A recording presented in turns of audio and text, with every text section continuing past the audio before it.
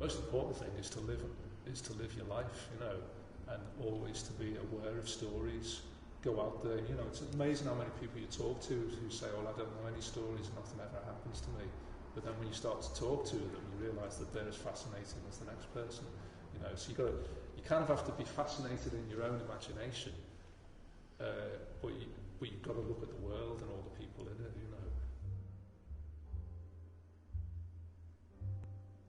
An awful lot of being a writer is sitting on your own in a room at a computer, and it's kind of that's not that exciting, you know.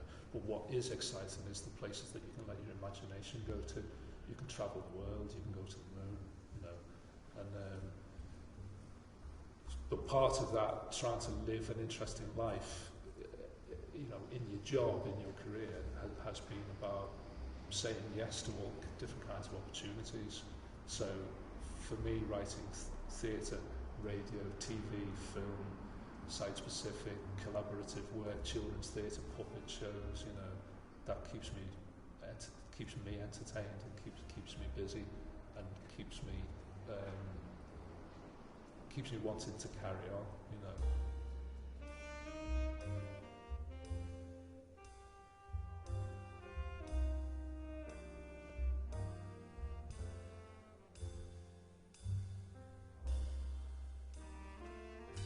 I was fortunate with Buddha Boy that the director shared my vision and was able to bring her vision to it as well. So I think that was a learning process for me, that you have to trust and have faith in the collaboration of others. So you do write in isolation, but you're writing for a team, and then the team bring what they have to it.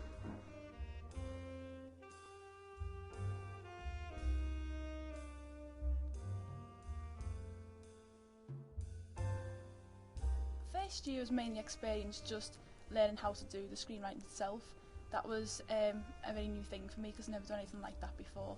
So once I started getting those skills, I started making my own scripts outside of class, and I'd enter those into competitions either nationwide, just through the university, anything like that, just anything to get experience really.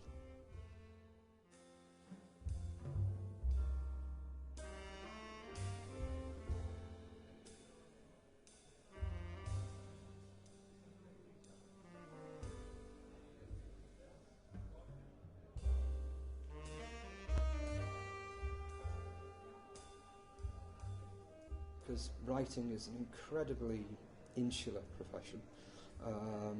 You sit at your computer at 9 o'clock in the morning, whatever, and you stop writing at 6 o'clock at night or whatever. In my case, 9 o'clock in the morning, then stop writing at 5 past. But you don't get to talk to people, and as a writer you need to talk to people. You need that communication with people, because you're developing characters all the time, aren't you? So I suppose just by being there and by being a group of people that other writers can communicate with, that know what it's like to be a writer.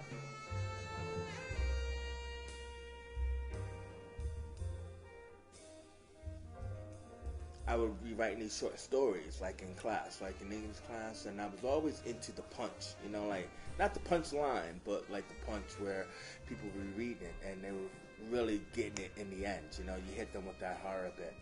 And I started writing those into films where I was looking for the surprise, you know, that third act denouement that was really going to be impressive.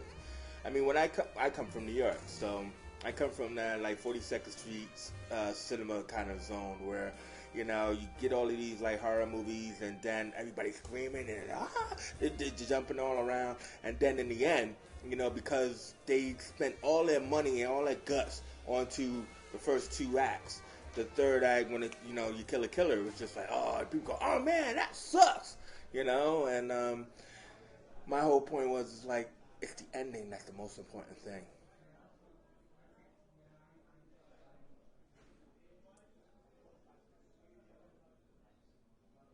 Was that positive? Yeah, it's positive. I'll just say that, yeah. See, and get yourself in some form where they can agree.